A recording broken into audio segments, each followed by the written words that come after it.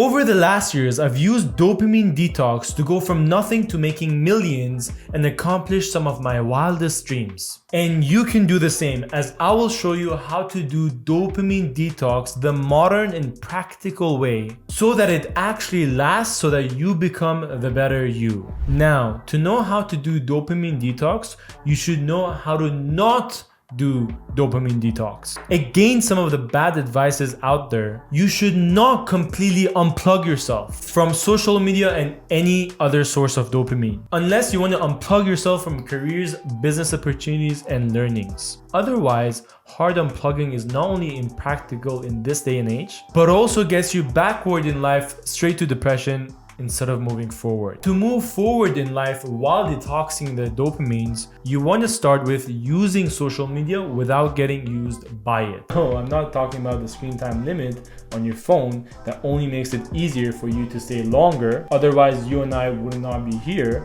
Rather, I'm talking about a free app that you need to download right now called BeTimeful, available on iPhone and Android, so that it hides all your social media for you until you want to go on a time break. And when that time is up, instead of asking you how much more time you want to spend like the screen time does, it kicks you out, so that it forces your brain to think whether you should go back to the rabbit hole you were in or do something more productive with your time. You then want to download its free browser extension as well, so that it takes out the newsfeed or the dopamine out of your social media. So you still can make business connections on LinkedIn and educate yourself on YouTube, just like right now, unless you want to go for a quick break just to unwind yourself. Now that you've saved yourself every day from hours of scrolling for cheap dopamines, you want to replace those hours with something you actually enjoy doing that is productive, which is according to the book Atomic Habit.